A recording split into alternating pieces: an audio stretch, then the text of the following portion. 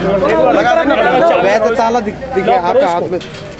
पल्ली तरफ से एक मिनट बाद आप लगा लो, मैं उधर से आ रहा हूँ, उधर से। हेलो रोल भाई, नैनपाल जी, ये जो आप प्रोटेस्ट कर रहे हैं, किस लिए प्रोटेस्ट किया है आपने? कमेटी पे जो ताला जड़ा है, क्या मांग है, किस बात को लेकर कर रहे हैं? देखिए, हमारा एक ही मुद्दा और एक ही मांग है कि कांग्रेस सरकार किसान को निचोड़ने के कगार पर पहुंच गई है और किसान को इन्होंने मरने के लिए मजबूर कर दिया है। इसके जो कांग्रेस सरकार के नुमाइंदे, मंत्री और पूर्व मंत्री हैं, जो एमएलए हैं, उनके रिश्तेदारों की आड़त हैं और उन्होंने कई हजार क्विंटलों की मात्रा में अपना गेहूं यूपी और मध्य प्रदेश से ला करके भर लिया है और यहाँ के किसानों को धक्का खाने पर मजबूर कर दिया है। और यहाँ के किसानों का अनाज 1150, 1200, 1220, 10 और 30 के हिसाब से ले रहे हैं, जबकि जो केंद्र सरकार है उसने 1285 रुपये के हिसाब से गेहूं की जो कीमत तय की है क्विंटल के हिसाब से। तो इसलिए ये मजबूरी में हमने जो 2 दिन का अनशन रखा और अभी हमारी बात हुई है सेक्रेटरी साहब से। वो कहते हैं भाई हम इस मुद्दे को सरकार तक पहुँचाएंगे और हम कोशिश करेंगे कि किसान को 1285 रुपए के हिसाब से ही जो ना अनाज मिले। तो अब तक किसानों का कितना गेहूं क्विंटलों के हिसाब से बाहर पड़ा हुआ है? क्या गवर्नमेंट ने अभी तक उनको खरीदा है? देखिए, 90% किसान जो है वो अपना गेहूं बेच सकें, चाहे वो सस्ते दामों में चाहे और मजबूरियों में।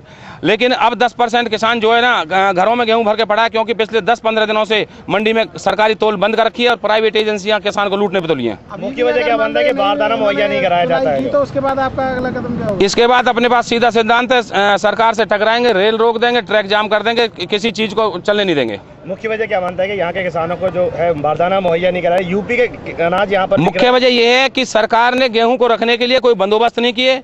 केंद्र सरकार और राज्य सरकारों के पास इस गेहूं रखने के लिए गोदाम नहीं है और इस वजह से जो है ना गेहूं मंडियों में सड़ रहा है। पिछले भी सालों का जो गेहूं गोदामों में सड़ रहा है, तो इनके पास रखरखाव की सुविधा न होने की वजह से ये सारी व्यवस्था उलट पुलट हुई पड़ी है।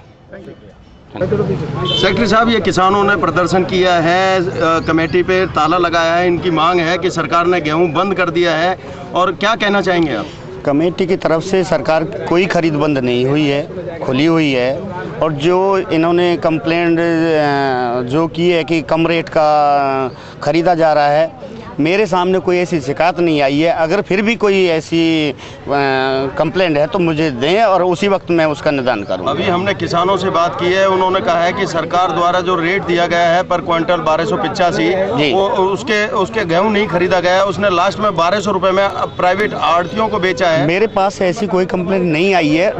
मैंने हर किसान को जो ना 1285 का रेट दिलवाया। अगर कोई कंप्लेंट है तो बात को लेकर बैठे आपको पता नहीं है? हाँ, तो ये मेरे को जो ना इस बात का वो नहीं था कि यही कंप्लेंट है। तो सरकार ने क्या अभी तक किसानों की गेहूं की खरीद चालू की हुई है? चालू की हुई है। कल भी उन्होंने जो ना मोहना में परचेज की है। यहाँ बल्लभगढ़ में हुई है? नहीं हुई? नहीं, बल्लभगढ़ में उसके बाद नहीं हुई है। बाकी सारा गेहूँ का गाँव का एरिया मेरे पास नहीं लगता है, वो फरीदाबाद लगता है। नहीं, बल्लभगढ़ में आप कह रहे हो नहीं हुई है, तेगाम हुई है, फिर आप कह रहे हो मुझे पता भी नहीं है। नहीं, मोहना हुई है। मेरे पास 3 यार्ड लगते हैं। बल्लभगढ़ में 10 दिन से बंद है जी, मैं चक्की पे गेहूं डाल के आया हूँ। नहीं, बल्लभगढ़ में क्या ऐसा है कि आपको किसी भी प्रकार की दिक्कत थी तो दफ्तर आपके लिए है। मैं हमेशा आपके साथ हूँ। दिक्कत कोई नहीं सुनता। सेक्रेटरी साहब कहते हैं बारदाना नहीं है, फलाना नहीं है। सर, ऐसी कोई भी नहीं है। अगर आपको कोई दिक्कत मेरे से मिले हो तो आप मुझे बता दीजिए। तो अभी तक सरकार, अगर यहाँ बल्लभगढ़ की बात करें तो सरकार द्वारा कितना क्विंटल गेहूं खरीदा गया है? बल्लभगढ़ में 4,70,000 के करीब आ गया।